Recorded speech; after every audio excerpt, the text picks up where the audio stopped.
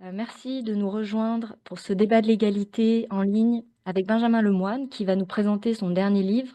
Chasseurs d'État, les fonds vautours et la loi de New York à l'assaut de la souveraineté, qui est paru le 17 octobre aux éditions de la Découverte.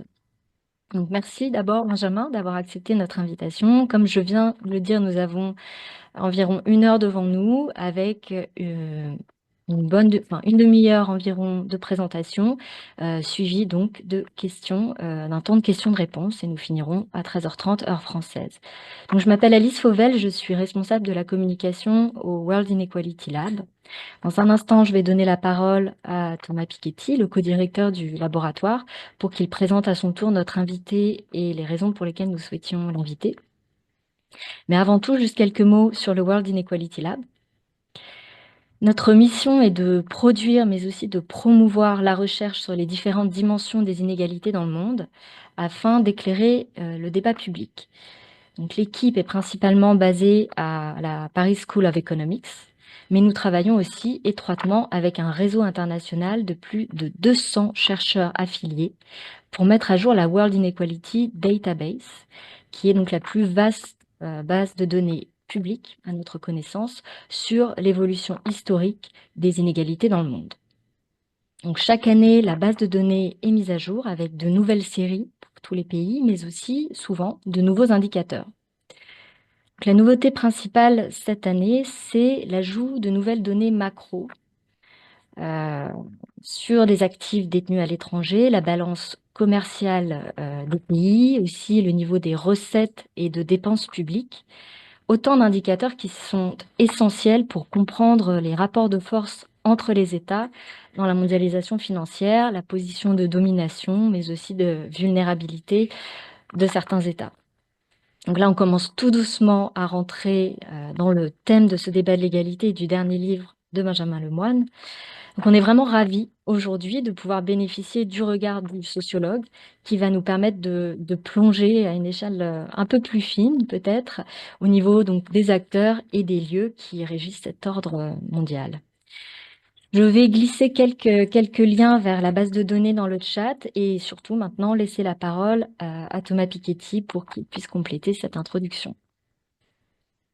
Oui, merci Alice. Alors, il n'y a vraiment pas grand-chose à compléter, tu as tout dit très bien, si ce n'est que, voilà, c'est vraiment un livre absolument passionnant. Donc, Benjamin a écrit déjà plusieurs livres très importants sur l'histoire de la dette publique, avec ce premier livre sur l'ordre de la dette, puis la démocratie disciplinée par la dette. Et ce livre, Chasseur d'État, est vraiment dans la prolongation, mais Benjamin nous dira ça beaucoup mieux que moi. Juste pour dire que Benjamin est sociologue, socio-économiste, enseigne notamment avec Éric Menet, dans le master, très beau master de sciences économiques et sociales, ou c'est un de ses titres en tout cas, enfin un des noms de ce master qui en a plusieurs, PSL, Dauphine, HESS, etc. Et voilà, c'est comme le disait Alice, nous, toute la dimension internationale des inégalités, en particulier la question des possessions extérieures, des relations de propriété internationale, qui sont des relations toutes sauf apaisées, et qui sont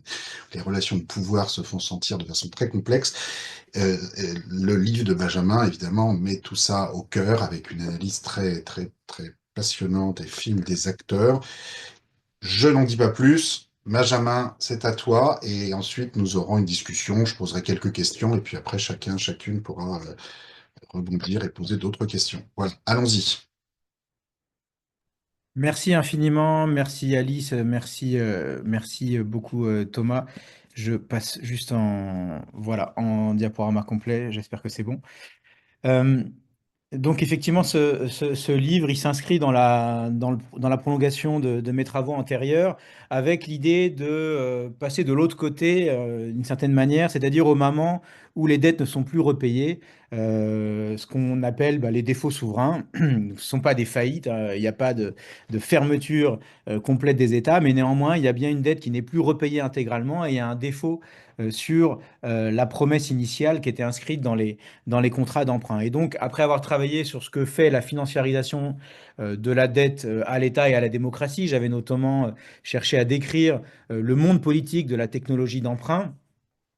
qui s'était imposé en défaisant une forme de financement administré et dirigiste. On avait reconstruit des scènes marchandes avec l'adjudication. Il y a une adjudication du Trésor à 14 heures aujourd'hui qui fait frémir suite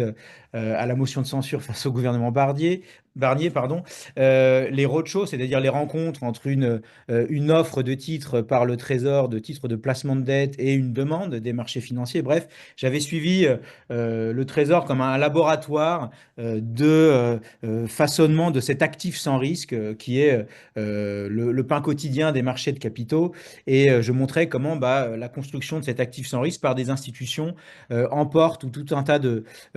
promesses sur les futurs des politiques économiques possibles au moment de vendre de sa dette. Alors, un des points importants de ce nouvel ouvrage, qui porte donc sur les situations au moment du défaut, c'est-à-dire une fois qu'on ne repaye plus, il y avait un peu l'idée que face au mot d'ordre qu'on peut retrouver dans le débat public, les appels à l'annulation unilatérale de la dette souveraine, qu'on associe à une forme de souveraineté pure, idéal typique, c'est-à-dire qu'il suffit à l'État de rompre ses contrats et de les déchirer, eh bien en réalité on voit apparaître une majorité d'arrangements de marché où face à cet idéal type d'une annulation unilatérale, on voit en réalité des formes complexes de renégociation de ces engagements avec les créanciers privés et on voit une bataille ouverte pour être remboursés en priorité avec une hiérarchie au sein des créanciers, certains estimant qu'ils étaient prioritaires, estimant qu'ils sont prioritaires dans le remboursement de cette dette. Et un des éléments très importants, c'est que je montre dans ces batailles entre créanciers, au moment où l'État ne repaiera pas intégralement, eh bien, on voit toujours un rôle très structurant, et j'en dirai, j'espère, un mot à la fin, des créanciers dits officiels, c'est-à-dire les créanciers bilatéraux et multilatéraux, dont les concessions accordées aux États se veulent structurantes pour les créanciers privés. L'essentiel de ce livre, il porte sur les renégociations avec les créanciers privés. Néanmoins, j'accorde une place très importante à la façon dont les créanciers publics et officiels continuent de jouer un rôle très important pour imposer certaines conditions, pour essayer de conditionner les marges de négociation avec les créanciers privés. Hop. C'est une enquête donc de sociologie politique de l'économie. Il y a effectivement, ça a été dit par Alice et Thomas, il y a l'idée de s'intéresser aux acteurs, aux controverses qui incarnent les institutions du capitalisme financier. Dans ce livre-là, il y a l'idée donc d'aller à la rencontre des hedge funds, des fonds spéculatifs, des avocats, des banques, des organisations internationales et aussi des départements du Trésor qui sont responsables d'émettre la dette dans les pays du Sud global qui sont au cœur des tractations que je suis dans le livre. Et il y a aussi l'ouverture d'archives fédérales, mais aussi d'archives de lobbying financier et d'associations de créanciers qui vont essayer de porter une voix commune des marchés financiers. Alors, c'est toujours très difficile de dire que les investisseurs pensent d'une voix commune. Néanmoins, c'est intéressant de voir comment ces associations cherchent à bâtir une parole, un intérêt commun des marchés de capitaux. Et c'est notamment, j'ai pu suivre cela à travers l'Emerging Market Trading Association, qui est une association de traders des marchés émergents basée à New York. Donc, toute l'industrie états-unienne spécialisée dans l'investissement dans les pays émergents. Un des points, un des résultats importants du livre, c'est évidemment dans le prolongement de mes travaux précédents, mais de toute une lignée de travaux en économie politique aujourd'hui, c'est de montrer qu'il y a une très forte intrication entre l'État et les marchés, que les structures de la finance et de l'accumulation globale, elles sont coproduites par les institutions publiques et les acteurs privés, hein, que ce soit à travers la mise en marché de la dette publique et, dans le cas précis de ce livre, dans la construction et la légitimation de juridictions étrangères. Ici, c'est New York qui est l'objet central de ce livre, mais aussi de Londres et d'autres places financières comme étant des places financières hégémoniques dominantes. Mais un des points aussi de ce livre, c'est de montrer que ce dualisme entre État et marché, si je montre l'intrication réelle entre État et marché, il y a un rôle important, même s'il est formel, il est en tout cas structurant dans les jeux d'acteurs, avec l'idée de reconstruire des frontières entre l'État et le marché et qui sont incarnées dans ce livre entre ce qui serait le politique et l'économie à travers la construction d'une jurisprudence et aussi de modèles de politique publique que le centre, ici les États-Unis, cherche à imposer au reste du monde. Pour le dire très concrètement, il s'agit au fil de procès, au fil de litiges entre des États emprunteurs et des créanciers privés, de considérer que certaines activités vont être strictement privées et dès lors vont pouvoir être saisissables, faire l'objet de procédures dans les tribunaux de la justice civile aux États-Unis et que certaines entités, certains flux pourront être possédés en propriété privée et donc convertis en liquidité et échapper au périmètre protégé du souverain. En vérité, ces frontières, elles font l'objet de renégociations permanentes et tout cela démarre avec la remise en question euh, à partir du XXe siècle, du début du XXe siècle, de ce qu'on appelle l'immunité souveraine absolue. Je vais y revenir en détail. Un des points centraux aussi, c'est de revenir sur le fait que la part de la dette souveraine en défaut s'est réduite très fortement à partir notamment des années 80, et ce, y compris à des moments de crise financière très importants. Hein. Ça, c'est des données que je reprends d'un ouvrage de Jérôme Rouf qui s'appelle Pourquoi les États ne font-ils pas plus défaut? Pourquoi ne se rebellent-ils pas plus contre leurs contrats d'emprunt? Et on constate que même à la suite de la crise financière de 2008, la part totale de la dette publique dans le monde en défaut est restée bien inférieure à 1%, y compris au point culminant de la zone euro entre 2010 et 2015, où cette proportion, elle tombe à un niveau historiquement bas, estimé à 0,2%. Et donc, à cette énigme, pourquoi statistiquement la règle est devenue l'obéissance au contrat et la défaillance l'exception, Jérôme Rousse développe l'hypothèse d'une forme d'autodiscipline des États, où la technocratie de ces États-là et ces représentations de la décision financière légitime s'alignent sur les organisations financières. Et il y a un véritable souci de rester branché, connecté et de rester un acteur légitime aux yeux de ces marchés de capitaux. Dans ce livre, je développe un des éléments, en quelque sorte, de cette discipline à travers une incarnation qui est celle de ces fonds procéduriers, qui sont aussi dits péjorativement vautours dans le débat public, et qui ont pour fonction, en tout cas proclament avoir pour fonction d'être les gardiens des contrats en dernier ressort, et à travers la possibilité d'attaquer en justice les États récalcitrants à payer leurs dettes conformément à leurs promesses initiales, eh bien, agissent devant les tribunaux, et essentiellement les tribunaux new-yorkais, le droit new-yorkais régit plus de 52% de l'encours total des obligations souveraines internationales des États émergents, hein, selon les chiffres du Fonds monétaire international en 2020, eh bien, en faisant respecter devant ces juridictions ces contrats, incarne cette fonction de gardien des contrats en dernier ressort. Euh, des éléments un peu sur l'augmentation du contentieux souverain, la probabilité qu'une crise de la dette s'accompagne d'une action en justice est passée de moins de 10% dans les années 80 à plus de 50% ces dernières années. Et je voudrais là-dessus m'appuyer sur des données notamment de Schumacher, Trebech et Enderlein dans un papier de la Banque Centrale Européenne de 2018 et qui nous détaille depuis les années 70 hein, sur la base d'un échantillon. Ils ont recoupé en fait une analyse avec des bases de données juridiques aux États-Unis, la base de données Pacer. Ils ont recoupé des données sur les litiges souverains avec des données qu'ils pouvaient avoir sur le nombre de défauts souverains et le nombre de restructurations qu'ils avaient pu obtenir notamment par la liste de défauts donnée par l'agence de notation Standard & Poor's. Et ils constatent cette augmentation très forte du contentieux souverain en cas de défaut, et notamment dans des régions particulières, hein, en Afrique et en Amérique latine tout particulièrement, avec, vous le voyez ici, 82% de ces litiges étant dans la juridiction des États-Unis. De même, il compare et il conclut en fait à une idée très importante, c'est que on pourrait se dire que malgré l'augmentation de ce pouvoir des créanciers, de cette capacité à poursuivre les États, il n'y a pas de conséquences à ces poursuites en justice, et il recoupe cela avec l'accès au marché obligataire dans le cas de pays qui connaissent un litige de dette souveraine ou qui ne le connaissent pas. Et leur conclusion est de montrer eh bien, que cet accès au marché de dette souveraine est fortement impacté par le fait d'avoir une procédure en cours ou non avec des créanciers procéduriers. Ici, vous avez un graphique montrant la concurrence entre le droit des États-Unis et le droit britannique, avec une hégémonie et une domination du droit des États-Unis, mais qui est dans un écart très serré avec la Grande-Bretagne. C'est un point important sur l'actualité des formes d'impérialisme financier, et surtout, je vais en dire deux mots, puisque la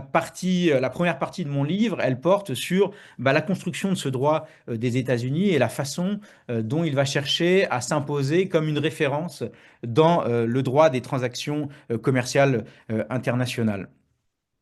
De fait,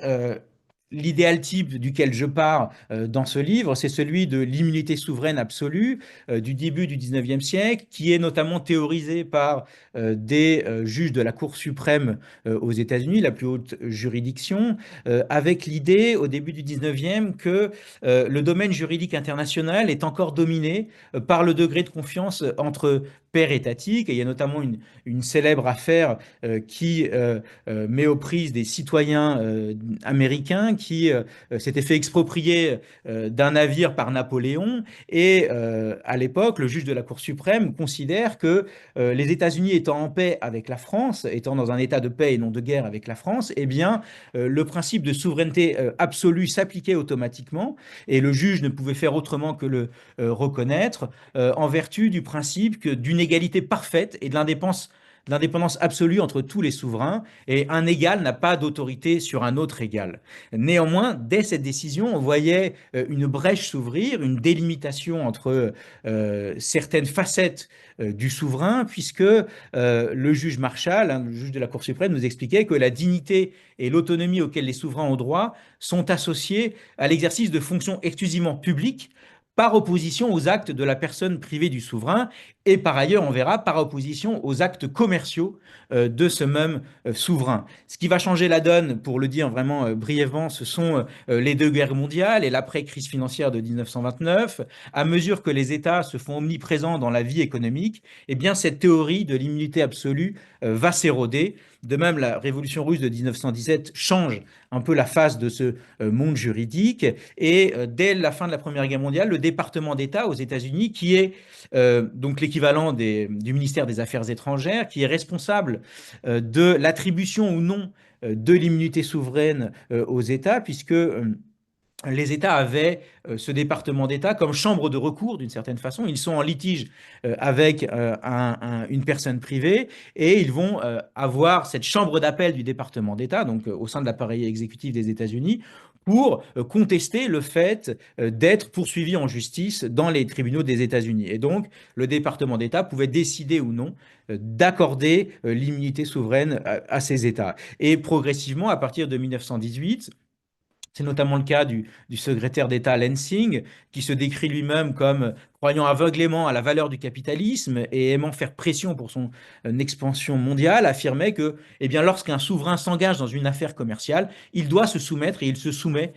aux conditions de celle-ci. Les deux points importants à retenir de cette configuration, c'est que on reste dans le cadre d'une décision prise par des fonctionnaires, elle est encastrée dans la raison diplomatique, et que ça n'est que très progressivement, et je vais le décrire par la suite, dans les années 70, que va s'imposer l'idée que ces décisions d'attribuer ou non l'immunité aux États étrangers ne doivent plus être encastrées dans cette raison étrangère, mais au contraire judiciarisées et faire l'objet d'un code, pour reprendre l'expression de Katharina Pistor, être standardisé, formalisé et laissé entièrement à l'appréciation des tribunaux de justice. Et cette judiciarisation, elle est le fait d'une mobilisation et d'une très forte revendication d'une partie du capital aux États-Unis. Ça fait suite à des expropriations qui s'imposent comme un sujet hautement inflammable aux États-Unis, et notamment suite à une vague de nationalisation qui se traduisent par des expropriations pour les investisseurs des États-Unis, à Cuba, au Chili, au Brésil, mais la liste est longue, mais c'est les cas principaux que je traite dans le livre. La révolution cubaine en 1958, elle augmente très fortement la pression que vont mettre sur la scène politique américaine les investisseurs des États-Unis, lésés et puissants d'un point de vue politique. Et on va voir que s'impose de débats importants sur la substance à conférer au droit international, et notamment à la suite de la décolonisation et de la déclaration de souveraineté économique sur les ressources naturelles à l'ONU, qui va être fait en 1962, ces États affirmant les droits d'un souverain à disposer de ses ressources naturelles, proclamant que le droit des peuples et des nations à une souveraineté permanente doit être exercé dans l'intérêt de leur développement et du bien-être des populations concernées. En réalité, cette affirmation de principe, elle vient heurter très fortement d'autres principes du droit international, et qui sont notamment défendus par ces investisseurs aux États-Unis, avec l'idée que avant la décolonisation, ces ressources, elles appartenaient à l'humanité dans son ensemble, et que chaque expropriation doit se traduire par une juste compensation. Évidemment, cette juste compensation, elle fait l'objet d'importantes controverses. Je décris plus précisément dans le livre le travail en particulier d'un lobby qui s'appelle le Rule of Law Committee, et que j'ai du mal à traduire par le comité de l'état de droit, puisqu'il s'agit en réalité d'une définition extrêmement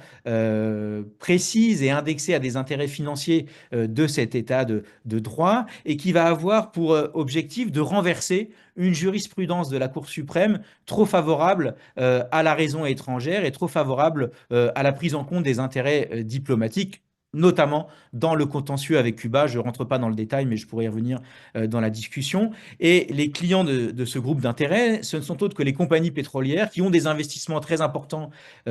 à l'étranger, et dont les porte-paroles sont des professeurs de droit, et notamment Cécile Olmsted, qui est à la fois diplômée de la faculté de droit de Yale, mais aussi le vice-président du conseil d'administration de Texaco, et un membre éminent du cabinet Steptoe Johnson, hein, donc un cabinet d'avocats très fortement investi dans des affaires commerciales internationales mettant aux prises des États et des investisseurs financiers. Et donc, ce que je décris, c'est que une partie de ce Rule of Law Committee, qu'on pourrait traduire plutôt par le comité du règne des contrats, ou de la domination des contrats, du respect des contrats, va occuper des postes importants au sein du département d'État, et y changer progressivement la doctrine pour faire valoir l'idée qu'il faut judiciariser ces décisions d'attribution de l'immunité et les sortir du giron de l'exécutif. Je passerai rapidement, mais ce qui est intéressant, c'est que je montre comment il y a des conflits au sein de cet hégémone états-unien, avec deux formes de raison d'État qui vont s'opposer. D'un côté, la défense de cette finance procédurière qui cherche à faire valoir ses droits, les droits des investisseurs coûte que coûte, y compris au détriment, enfin, en tout cas en opposition avec cette suprématie de la raison étrangère qui viendrait écraser l'intérêt citoyen privé et l'intérêt des investisseurs, va s'opposer à une autre forme de raison d'État défendue par le département du Trésor, qui considère que la place financière new-yorkaise doit rester accueillante et rester une plateforme mondiale de transactions, avec évidemment en ligne de mire l'immunité de la Banque centrale de la Fed de New York, qui joue un rôle majeur d'entrepôt des réserves étrangères du monde entier. Et donc, on constate un veto du Trésor initial. Il est dans l'intérêt des États-Unis, je cite une note du Trésor, que les États étrangers continuent à détenir des montants substantiels de leurs réserves internationales sous forme de dollars. Et la simple intention de légiférer, la simple intention d'atteindre à l'immunité de ces réserves étrangères placées dans la Fed de New York pourrait mettre en péril les accords en vertu desquels les autorités monétaires détiennent actuellement une partie de leurs réserves. Et donc, si ces retraits étaient effectués, la confiance dans le dollar serait minée, nous avertissent ces notes, et il ne fait aucun doute qu'un sentiment de malaise s'imposerait à l'égard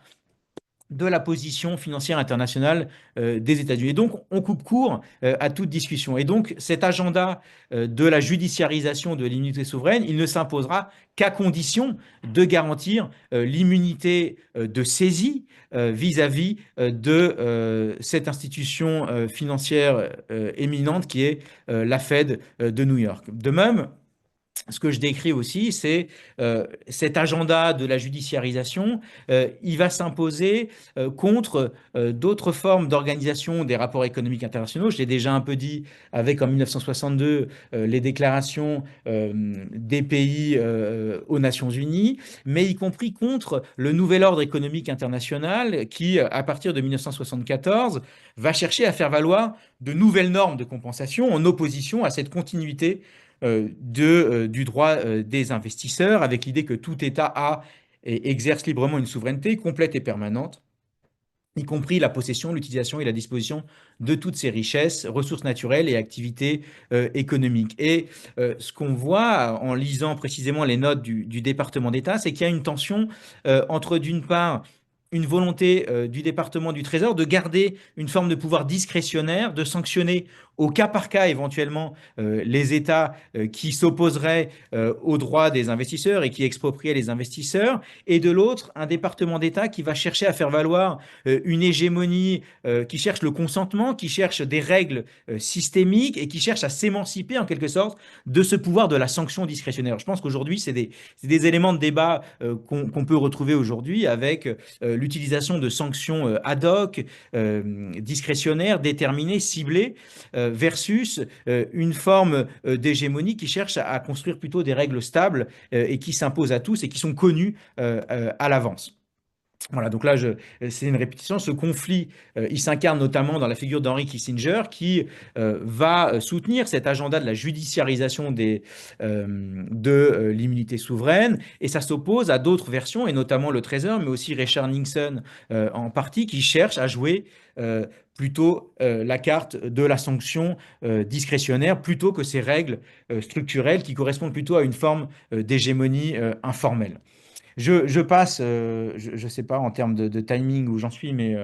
je passe dans la seconde partie de l'ouvrage. Une fois qu'on a construit cette infrastructure juridique qui fait que non seulement les États sont justiciables devant les tribunaux new-yorkais et que les décisions d'attribution non de l'immunité relèvent du pouvoir judiciaire plutôt que du pouvoir exécutif, il y a un autre changement qui est largement traité dans la littérature, mais sur lesquels j'ajoute des éléments, qui est le passage dans les années 80, le changement de structure du financement des États émergents, où à l'univers bancaire succède l'univers obligataire, avec la croissance exponentielle de ces titres obligataires. Là, à nouveau, un des points fondamentaux, c'est que cette nouvelle architecture de financement, elle est largement co-construite par la puissance publique des États-Unis, et c'est notamment à travers le moment Brady, où on a un moment de conversion de ces titres bancaires qui sont en situation de stress, en situation de faillite potentielle, qui vont être convertis en obligations du Trésor de ces mêmes États, mais par, garanties par le Trésor des États-Unis bénéficiant de cette protection. En réalité, c'est le moment Brady. Je m'appuie notamment sur les travaux de China Potts qui montrent, en allant voir les verbatims de cette conférence Brady, à quel point il y avait bien le souci d'alléger la dette des gouvernements, mais pas trop. C'est-à-dire qu'il fallait aider ces gouvernements à rendre acceptables par leur population les efforts budgétaires et sociaux exigés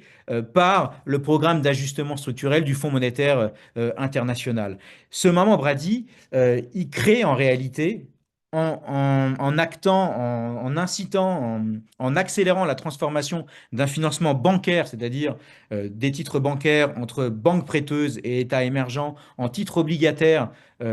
aux porteurs qui peuvent potentiellement se revendre sur les marchés secondaires, il inaugure la création d'un marché secondaire de la dette souveraine, avec une structure de la dette qui devient de plus en plus diffuse, là où une douzaine de grandes banques et une centaine d'autres plus petites détenaient un prêt souverain à la suite d'une opération syndiquée, eh bien, un seul titre de dette, un seul titre obligataire peut être détenu par des centaines de milliers de créanciers qui peuvent à tout moment remettre en vente ces titres. Et donc, l'échéance moyenne, elle passe de 5 à 10 ans pour un prêt bancaire à une fourchette comprise entre 20 et 30 ans en moyenne pour une obligation. Et la plupart des investisseurs, en réalité, vont détenir ce titre beaucoup moins longtemps et leur calcul et anticipation prennent en compte quelques années tout au plus. Et en réalité, ça va être une source d'inquiétude très forte, puisque là où il était facile en cas de défaut de mettre à la table, selon la métaphore du destin commun, les créanciers et détenteurs de titres, à partir du moment où vous avez ce marché obligataire dispersé, tous les coups sont permis, toutes les stratégies sont permis et il va y avoir un véritable souci de coordination entre acteurs au moment du défaut. La construction de ce marché secondaire, elle va être saluée. Là, j'insiste ici sur le rôle d'un lobby, l'Emerging Market Trading Association,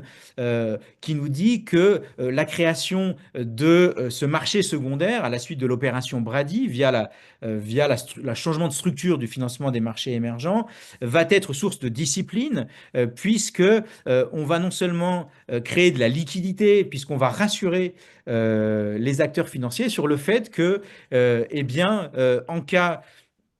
de stress sur la dette souveraine d'un État du Sud, eh bien, il est possible de se débarrasser de ce titre et de trouver un repreneur au moment de ces situations de crise. Et donc, on considère que ça va créer une discipline de signaux de prix pour les marchés émergents et les détenteurs de ces obligations. Lorsqu'ils les remettent en vente d'un coup, c'est simplement qu'ils réagissent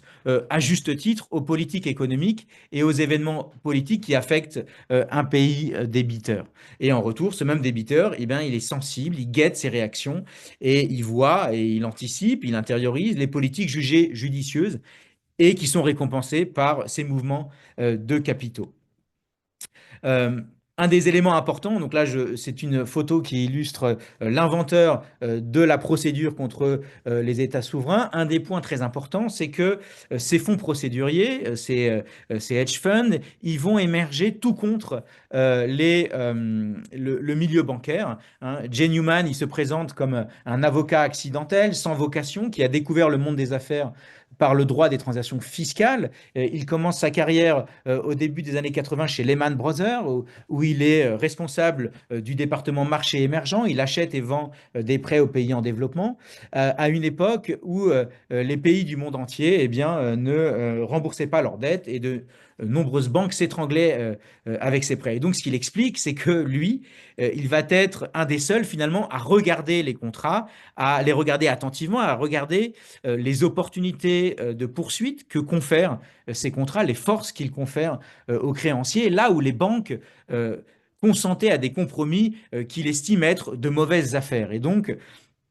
s'adossant à cette expérience dans les marchés émergents, Newman va travailler une vingtaine d'années pour le grand fonds spéculatif détenu par Paul Singer, Elliott Management, avec l'idée eh bien, d'entamer des percées dans la jurisprudence liée aux contentieux sur les dettes souveraines.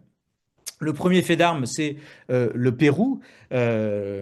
qui va se solder par une victoire du fonds Elliott Management, et notamment de Paul Singer, qui est le responsable de ce fonds, avec l'idée que on va racheter la créance qui était d'une valeur initiale de 20 millions de dollars pour seulement 11,4 millions de dollars. Et ici, j'y reviens, voilà, vous voyez le Pérou avec un deal final de l'ordre de 58 millions de dollars, puisque il faut compter non seulement les conditions douloureuses imposées par le fonds au moment de la renégociation, c'est-à-dire que le Pérou accepte de renégocier avec des indemnités extrêmement importantes. Donc, l'idée, ça va être d'utiliser des moyens de pression à disposition du créancier et notamment du fonds Elliott pour bloquer les transactions de cet État et empêcher cet État de renégocier, enfin en tout cas de payer les dettes renégociées qui ont été consenties par d'autres créanciers. Et ces conflits entre créanciers ont été théorisée en 2001, notamment par Anne Kruger, qui considère qu'il y a un trou béant à combler dans l'architecture financière internationale, qu'il y a une impossibilité, il y a un déficit de coordination qui doit se traduire par un mécanisme institutionnel. Et là, une des énigmes de mon livre, c'est de montrer comment à chaque fois les tentatives institutionnelles pour imposer une forme de coordination entre créanciers ont été contestées, empêchées par le pouvoir fédéral des États-Unis. Et il y a une énigme institutionnelle très forte qui a été bien traitée dans la littérature de Law and Finance, qui nous explique que, au début des années 2000, on a un changement de paradigme au sein de l'administration des États-Unis, notamment avec l'administration Bush, avec l'idée que l'administration veut rompre avec le renflouement permanent des États et des banques, et l'idée qu'il convient désormais de laisser faillir et de laisser à la fois les États prendre leurs pertes, mais aussi les créanciers privés prendre leurs pertes. Et là, j'interviewe Randall Quartz au Trésor des États-Unis avec l'idée que, dans le cas de l'Argentine, il y a une envie de rompre avec la continuité de ces programmes de subvention au moment des faillites souveraines. Et à partir du moment où on remet en question le financement apporté par les États-Unis au FMI, l'Argentine entre en défaut de paiement et dans l'incapacité d'assurer l'intégralité de ses remboursements de dettes. Et il va falloir trouver d'autres solutions, en quelque sorte, que ces politiques de renflouement incessant et ces politiques d'aide au développement. Et c'est la mise à l'agenda par le département du Trésor, qui confie un mandat à Anne Kruger initialement de réfléchir à une solution institutionnelle. Mais toute la complication de l'histoire, c'est que le Trésor va désavouer progressivement Anne Kruger et travailler sur une autre option que celle d'un tribunal supranational qui permettrait potentiellement incarné par le Fonds monétaire international. C'est jamais vraiment dit explicitement, mais c'est ce que tout le monde a en tête, c'est-à-dire un mandataire judiciaire international qui imposerait les conditions de la restructuration à l'ensemble des créanciers. En vérité, le Trésor va travailler sur une autre option qui est celle d'une régulation par le marché de ces faillites souveraines, et notamment l'introduction de clauses d'action collective dans les contrats souverains initiaux, c'est-à-dire ces clauses d'action collective qui stipulent qu'à partir du moment où une certaine majorité de créanciers a consenti à une renégociation, typiquement 75%, les 25% restants se voient imposer le deal et n'ont aucune possibilité de recours. Ce que je décris à la suite de d'autres, c'est comment au sein des États-Unis, ces clauses d'action collective, elles ont été, et l'impossibilité d'une solution institutionnelle a été imposée notamment par un lobby financier et juridique très important, avec l'idée qu'il faut préserver la place financière des États-Unis, qui désormais dépend aussi fortement de cette industrie du contentieux souverain et du contentieux juridique d'une façon générale. Dans la suite du livre, j'explique aussi comment les compromis initiaux sur l'impossibilité de saisir les banques centrales va progressivement s'écorner, va progressivement être affaibli, notamment dans le cas du litige avec l'Argentine. Je suis passé très rapidement, mais je suis le conflit argentin. Pourquoi? Parce qu'il représente un cas exceptionnel au sens où sa durée est exceptionnel, sur plus de 15 ans. Par ailleurs, il est exceptionnel dans sa capacité de résistance. La plupart des États qui généralement font face à un créancier procédurier vont repasser très vite à la table des négociations, vont très vite consentir à payer ce fonds plutôt que s'engager dans un litige durable. Et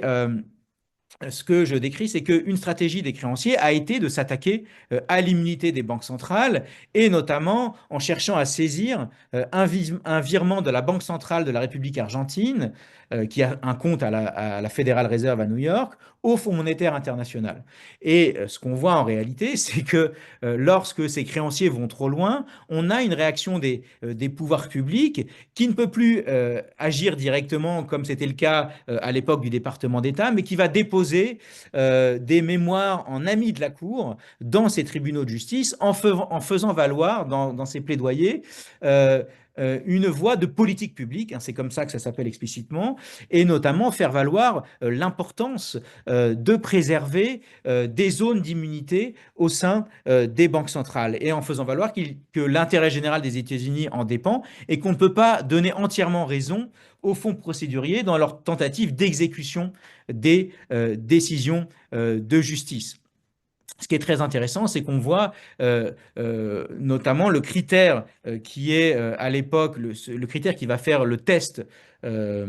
pour démarquer les opérations des banques centrales qui pourraient ou non faire l'objet de saisie. Il repose sur une distinction entre activité commerciale ordinaire d'une banque centrale, c'est-à-dire tout simplement les opérations de banque de ces banques centrales, l'utilisation d'instruments financiers, et de l'autre côté, ce qui relèverait purement de ces activités souveraines et qui serait strictement du domaine des politiques monétaires. Et on voit qu'en réalité, ce critère de distinction, il va faire l'objet de litiges permanents, de controverses, et que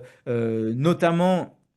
au moment de cet assaut du fonds Elliott sur l'Argentine, on est juste après la crise financière de 2008 et le fait que les banques centrales ont de plus en plus recours à des instruments financiers non conventionnels. Enfin, il suffit de penser par exemple au cas de la Banque centrale européenne, et on voit que en recourant à ces instruments de marché, potentiellement les banques centrales seraient à la merci de la possibilité de saisie de ces fonds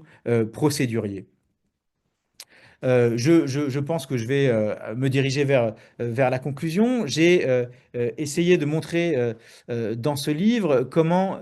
la montée en puissance du pouvoir procédurier, elle doit à des facteurs institutionnels et notamment à la capacité de la diplomatie des États-Unis à prendre en charge la défense de ses investisseurs sous des modalités qui font l'objet de débats, mais aussi à défaire les entreprises collectives, et notamment celles du Sud global, de construire des modalités de coopération, y compris en situation de faillite, et notamment ce mécanisme de Sovereign Debt Restructuring Mechanism. Il a eu des tentatives antérieures, hein, c'est-à-dire un mécanisme institutionnel de régulation des faillites, et dès les années 70, le département d'État se souciait de briser l'unité et les entreprises collectives du tiers-monde, et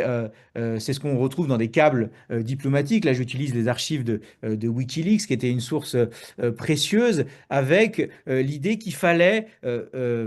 se mobiliser pour faire comprendre aux États qu'il était dans leur intérêt de ne pas participer à ces entreprises collectives parce qu'elles remettraient en question leur crédibilité vis-à-vis des marchés de capitaux. Donc, un des facteurs structuraux essentiels, c'est la capacité du gouvernement des États-Unis, dans mon cas, mais en réalité, on pourrait étendre, je pense, ce schème de travail à d'autres places financières du monde, des États centraux, de défaire ces entreprises institutionnelles et plutôt faire valoir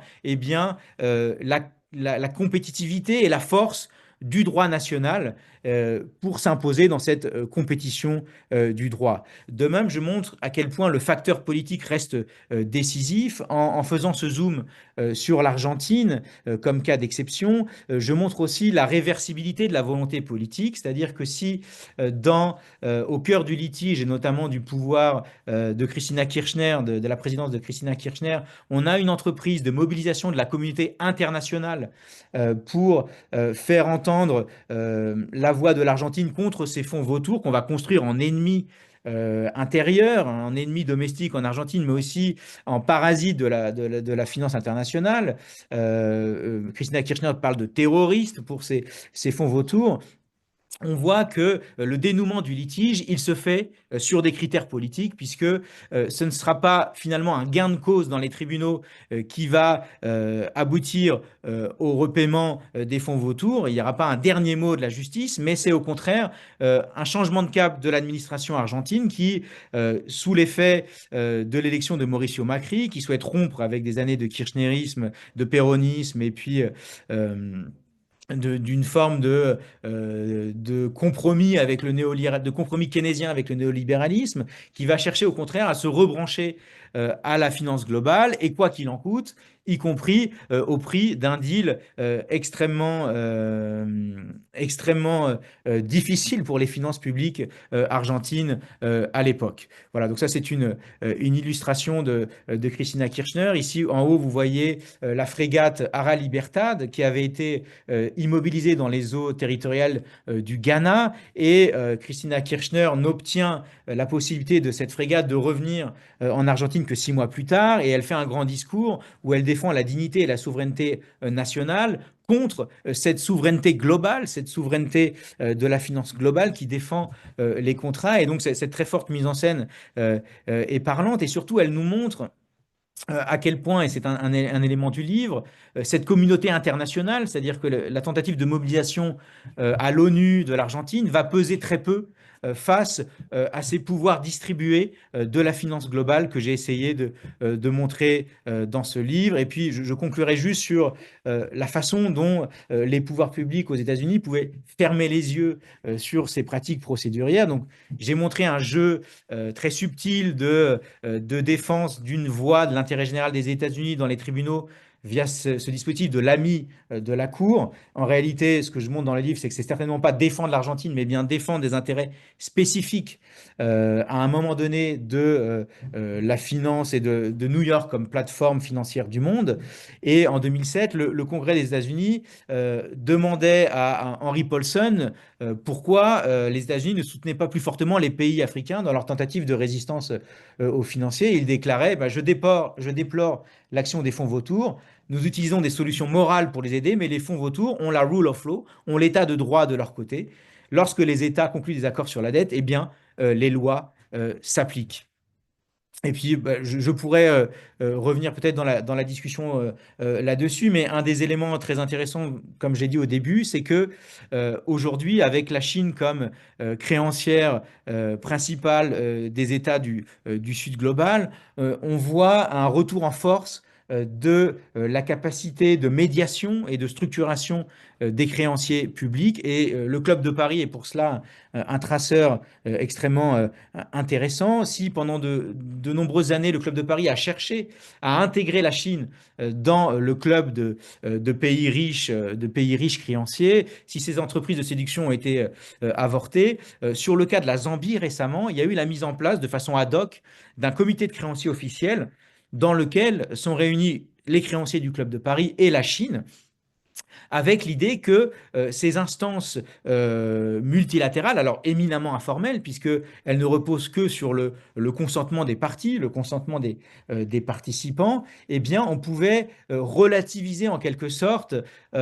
cette civilisation des contrats financiers et la chasse aux actifs souverains. Et un des témoins au Trésor français m'expliquait que les contrats de la Chine avec les États du Sud global ont beau être collatéralisés, c'est-à-dire être gagés sur des actifs souverains, à partir du moment où vous entrez dans une discussion entre souverains interétatiques, eh bien, ces clauses juridiques n'ont plus aucune importance, ne sont plus le sujet, et il n'y a pas de règle à part la volonté commune des États de trouver un accord. Et d'une certaine façon, cette volonté interétatique pouvait rendre caduque toutes les clauses, toute l'évolution de cette jurisprudence que j'ai patiemment décrite dans ce livre. Et puis, je conclurai simplement sur l'actualité, hein, au moment où la Banque mondiale s'alarme d'une charge de la dette extérieure des pays émergents qui explose, au moment où en ce moment, vous avez un débat au sein de l'Assemblée législative de l'État de New York pour réformer ce droit de New York, avec une très forte volonté, en changeant le droit new-yorkais, de changer le monde des dettes souveraines globales. Eh bien, vous avez une levée de bouclier des lobbies financiers et juridiques, avec l'idée qu'il faudra fuir New York vers d'autres juridictions plus favorables, hein, comme la Floride ou le Delaware. Je montre que le Sri Lanka, qui vient d'obtenir, au terme d'une bataille de près de 3 ans, un accord de restructuration de ses dettes, a fini par consentir dans ces nouveaux contrats la possibilité que les créanciers, sans que le Sri Lanka puisse s'y opposer, changent à tout moment de juridiction et notamment abandonne la juridiction de l'État de New York si celle-ci s'avérait finalement défavorable au terme de ces projets de changement du droit à New York. Et puis voilà, je concluais sur la COP29 et le fait qu'il y a un appel au financement privé très important qui tend euh, à continuer ce monde et ses possibilités de la poursuite de la chasse souveraine. Voilà, je vous remercie de votre attention et désolé si j'étais un petit peu long. Merci beaucoup, Benjamin Lemoine, pour cette présentation très riche, très détaillée. Donc, nous avons un peu plus de 10 minutes devant nous pour la discussion. Donc, je vais tout de suite me tourner vers Thomas Piketty, voilà, pour une réaction assez rapide. Oui. Et voilà, et tout en encourageant les personnes à utiliser l'outil questions-réponses si vous avez des questions. Merci. On va peut-être, comme on n'a plus beaucoup de temps, Alice, je sais pas si vraiment, je vais poser deux petites questions et peut-être après, on va prendre les autres questions aussi et où tu vas les retranscrire, je ne sais pas comment tu veux faire, et Benjamin répondra à l'ensemble, parce que sinon, s'il répond déjà à mes questions, on risque d'avoir plus de temps ensuite. Euh, merci Benjamin pour cette présentation, c'était passionnant. Deux questions très rapidement. Première question, et tu as un peu répondu dans ta conclusion, mais je voudrais que tu ailles un peu plus loin dans cette direction. C'est un peu, d'après toi, les perspectives d'évolution de ce système, enfin à la fois les évolutions vraisemblables et puis les évolutions aussi, disons, souhaitables d'un point de vue plus d'économie politique normative, si tu veux te prêter à cet exercice, et tu évoquais le nouvel ordre économique de 74, la mondialisation socialiste. Bon, quelles seraient les pistes d'évolution de ce système? Alors, tu disais à la fin, le Club de Paris et la Chine pourraient très bien décider de changer d'une certaine façon ce droit financier international et de tordre le cou aux tribunaux de New York. Alors jusqu'à quel point ça peut se produire, jusqu'à quel point la pression des pays du Sud, des BRIC notamment, de la Chine et des autres, peuvent changer cet équilibre dans l'avenir. Quel rôle aussi pour l'Europe et les... J'étais frappé quand tu disais les 45% des dettes souveraines extérieures relèvent du droit anglais, 52% du droit de New York, et donc le droit européen des pays de la zone euro dans tout ça n'existe pas. Et quelles évolutions juridiques, juridictionnelles pourraient changer ça? Et ma deuxième question, qui est un peu lié aussi à celle-là, c'est juste sur une affaire récente. Il y a quelques semaines, je suis sûr que tu as vu ça, les tribunaux de New York se sont mis à inculper le milliardaire indien Gautam Adani, qui est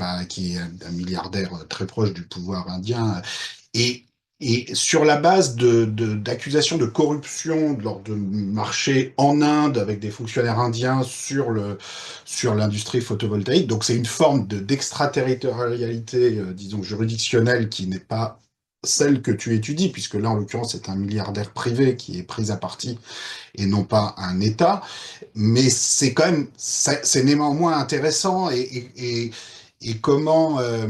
Alors, en l'occurrence, je sais pas les détails de la décision, mais il me semble que c'est parce que, comme par ailleurs,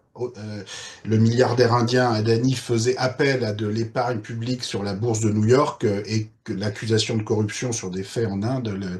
les tribunaux de New York s'en prennent à lui. En l'occurrence, c'est une décision qui peut avoir des retentissements importants sur la scène politique indienne. Et plus généralement, ça pose cette question de quelle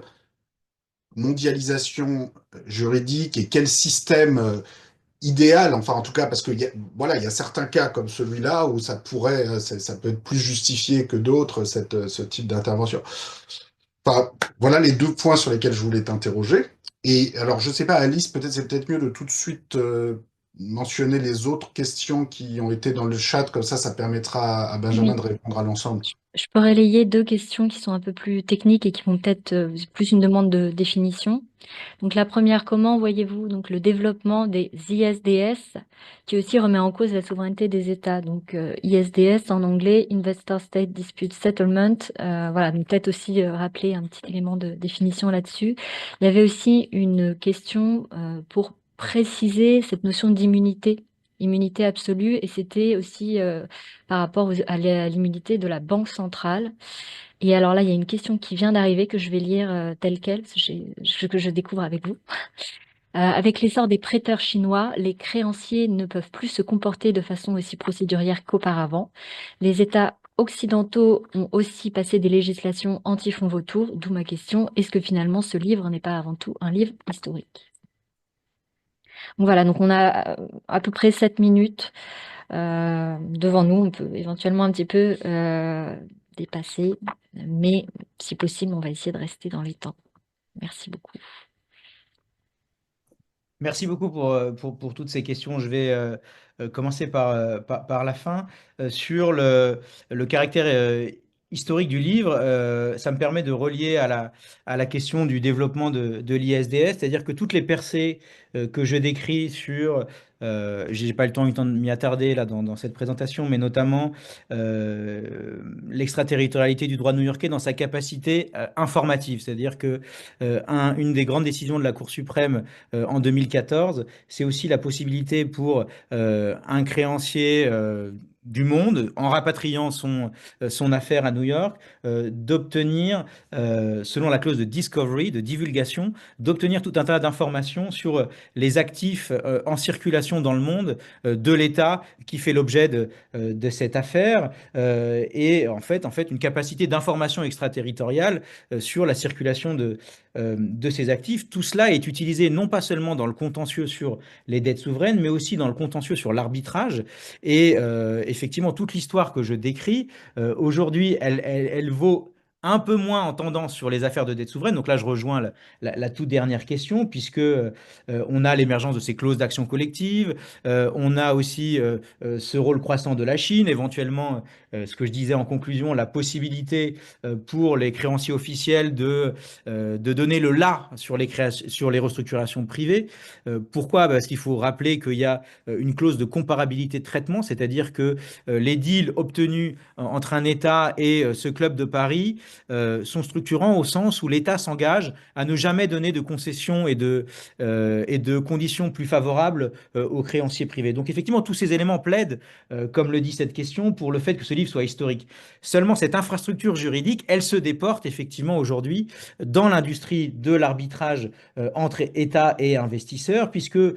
toutes ces technologies, la technologie de la divulgation d'informations, les avancées, les percées sur l'immunité qui tend à être contestée des banques centrales, peuvent être déployées par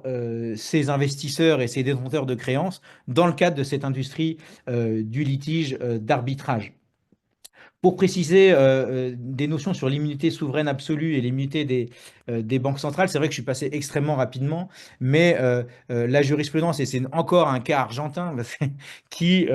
au début des années 90, et ça remonte jusqu'à à la Cour suprême, à la plus haute juridiction des États-Unis. Il y a tout un jeu aux États-Unis sur la façon dont certaines affaires sont traitées dans le tribunal de district de Manhattan, dans les cours d'appel, puis à la Cour suprême. Dans le cadre de de cette controverse avec l'Argentine, le cas Weltover, qui est dans les manuels de droit aujourd'hui, il y a l'idée que on va remettre en question une politique de la Banque centrale argentine qui visait à soutenir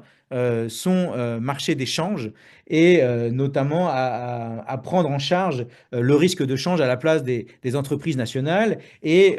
tout le litige va porter sur le fait, est-ce que cette action sur le marché d'échange, est-ce que c'est une action souveraine ou est-ce que c'est une action commerciale, dans la mesure où la Banque centrale argentine va recourir pour cela, va émettre des bonnodes qui sont très proches, va émettre des titres financiers pour soutenir son marché d'échange. Et dès lors, les juges de la Cour suprême vont décider qu'à partir du moment où la modalité d'action, le tuyau utilisé, l'instrument utilisé est un instrument de marché, eh bien, cette action doit être considérée comme une action commerciale et donc potentiellement n'être pas à l'abri des tentatives d'exécution. Et donc, c'est tout cela qui inquiète la communauté des juristes sur les banques centrales, c'est la définition, c'est ce critère test entre opération commerciale et opération strictement souveraine qui potentiellement ouvre la voie à de nombreuses saisies. J'en viens maintenant aux questions de Thomas et notamment sur, je vais surtout répondre à la question sur les perspectives normatives. Effectivement, moi, c'était une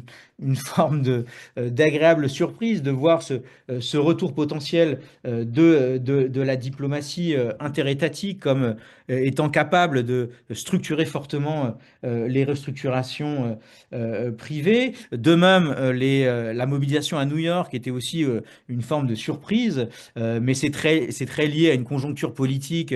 qui risque malheureusement de ne pas forcément prospérer, mais avec cette majorité démocrate très forte dans l'Assemblée législative de New York, avec le traumatisme vis-à-vis de la dette de Porto Rico et l'idée que plus jamais on ne forcera un pays, enfin un État qui faisait face à un désastre climatique à repayer dans l'intégralité et rubis sur l'ongle des fonds vautours. Il y avait l'idée qu'on on va utiliser ce changement juridictionnel local pour changer le monde. Bon, ce qui est un peu déprimant, c'est de voir la capacité de réaction du système financier et l'idée que bien, si New York est en péril, eh bien, on se déplacera dans d'autres zones du monde pour localiser ces transactions financières internationales avec un droit plus favorable. Et là, je pense qu'il y a un point qui est essentiel et que j'essaie de défendre dans le livre, c'est qu'on voit des assemblages entre des zones politiques qui ne sont pas forcément celles d'un État-nation, mais qui peuvent être une juridiction locale, éventuellement soutenue directement ou indirectement par les pouvoirs publics, et qui vont s'aligner plus ou moins avec les intérêts de ces acteurs financiers globalisés. Et donc, parmi les espoirs, moi, je pense qu'il y a un besoin de revaloriser très fortement les instances de l'international qui s'opposent aux forces du global. Enfin, ça, je pense que c'est un des apports du livre de ne jamais confondre l'international avec le global. Et typiquement, les entreprises tentées par l'Argentine vis-à-vis de l'ONU qui ont été décriées, méprisées. Alors là, y compris, c'est un peu triste, mais par l'appareil diplomatique européen, c'est-à-dire que à l'époque, je pouvais interroger certains diplomates européens qui considéraient qu'il s'agissait de cette entreprise, c'était un réveil du vieux clivage nord-sud qui n'a plus lieu d'être, que euh, on retrouvait là une opposition trop radicale et que tout cela était d'une faible portée comparativement aux clauses d'action collective, c'est-à-dire à cette solution par les contrats marchands qui tendait à s'imposer et qui tendait à faire consensus. Et donc, bah voilà, moi j'aurais tendance à considérer qu'il faut redonner du poids à ces instances internationales et typiquement l'Assemblée générale de l'ONU comme une instance de traitement légitime et de discussion légitime de ces thématiques de restructuration de la dette et d'une façon plus générale sur la contestation des clauses d'arbitrage. Alors, il y a quand même, effectivement, ça a été dit dans le chat sur le changement, des changements législatifs qui ont été impulsés notamment en France à la suite de la loi Sapin, pardon, oulala, qui met des limites à l'exécution, aux possibilités d'exécution des créanciers sur le territoire national. Et puis, il y a un autre élément très intéressant à l'échelle de l'Union européenne, c'est la façon dont il a été considéré, y compris par la Commission européenne, que certaines clauses d'arbitrage consenties au sein de l'Union européenne entre parties de l'Union européenne ne pourraient pas s'imposer aux droits de l'Union européenne. Et donc, on a ici un revirement qui est en cours et donc, qui a d'ailleurs qui s'est traduit par une levée de bouclier de l'industrie juridique au sein de l'UE, de considérer que ces clauses d'arbitrage n'étaient pas compatibles avec le droit de l'Union européenne et que le droit de l'Union européenne s'imposerait. Et donc, au sein de l'espace de l'Union européenne, on a potentiellement une industrie du litige d'arbitrage qui est tendanciellement caduque. Ça ne change pas les rapports de domination entre UE et États du Sud global. Mais par contre, au sein de l'espace européen, dans le cadre des traités bilatéraux et des traités commerciaux au sein de l'UE, eh bien, on a un droit de l'UE qui tend à s'imposer comme réencastrant dans la volonté politique ces transactions et ces litiges commerciaux entre États et investisseurs. Merci beaucoup, Benjamin. C'était vraiment Merci à vous. passionnant et à bientôt pour en reparler de vive voix sur le Et campus. avec plaisir. Mhm. Merci à tous. Alice, je ne sais pas si Je tu veux viens de commenter. glisser un lien dans le chat voilà, parce que notre cycle de conférences des débats de l'égalité continue l'année prochaine. Et donc, je vous donne rendez-vous le 30 janvier 2025, où nous allons recevoir le journaliste et activiste anglais George Monbiot pour nous présenter son dernier livre, dont la version française est sur le point de paraître, La doctrine invisible, pardon, l'histoire secrète du néolibéralisme et comment il a envahi nos vies. Et la rencontre se fera cette fois-ci en présentiel à Paris School of Economics. Voilà, donc d'ici là, bonnes vacances si vous en avez. Et voilà, prenez soin de vous et à bientôt. Merci encore, Benjamin et Thomas. Merci Benjamin, merci Au Alice, à revoir, bientôt. merci beaucoup.